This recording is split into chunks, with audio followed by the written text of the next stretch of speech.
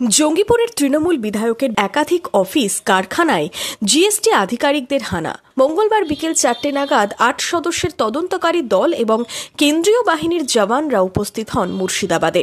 সুতির ঔরঙ্গাবাদে বিধায়কের বিড়ির প্রোডাকশন অফিস কারখানা সহ একাধিক জায়গায় যান তারা। মোট 8 জায়গায় তল্লাশি চালান বলে সূত্রের খবর। কর সংক্রান্ত একাধিক নথি খতিয়ে দেখেন প্রতিনিধি দলের সদস্যরা। গভীর রাত পর্যন্ত বিভিন্ন জায়গায় নথি খতিয়ে দেখেন জিএসটি আধিকারিকরা। যদিও এই নিয়ে বিধায়ক জাকির হোসেনের দাবি, আমি তদন্তকারীদের সহায়তা করেছি। তিনি অভিযোগ করেন তাকে বারবার তদন্তের নামে হেনস্থা করা হচ্ছে, তবে তাকে ডাকলে তিনি অবশ্যই যাবেন বলে জানান। অফিসের কাজ করে গেছে, আমি 8 ঘন্টা ছিলাম, সমস্ত কপারেট করেছি। আমি আইন মেনে ব্যবসা করি, আমি আইনের ব্যবসা করি। গভর্নমেন্টকে জিএসটি দিই, সেন্ট্রাল গভর্নমেন্টকে ইনকাম ট্যাক্স দিই এবং 30,000 শ্রমিক আছে, তাদের রুজি রোজগারের ব্যাপার আছে। আমরা চাই তারা সুখে থাক এবং আমরা চাইব অফিসার যারা এসেছিল তারাকে আমি ধন্যবাদ জানাই। তারা সঠিক রিপোর্ট লিখবে এবং সঠিক সমস্ত কিছু মিলেছে।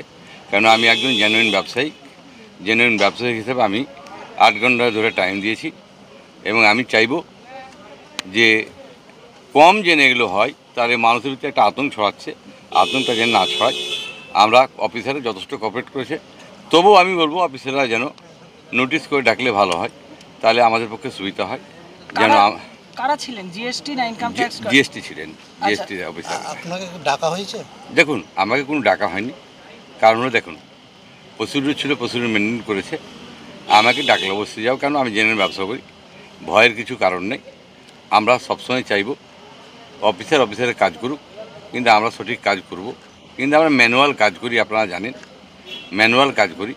তাতে হয়তো আপনারা জানেন লেবার দিয়ে কাজ, কোনো মেশিনারি নাই।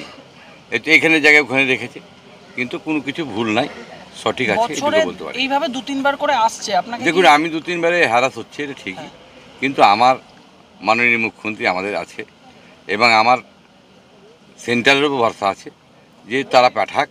কিন্তু আমি চাইব এত না পাঠিয়ে বিচ্ছিন্ন না করে যে চিঠি পাই, সবচেয়ে বেশি ভালো।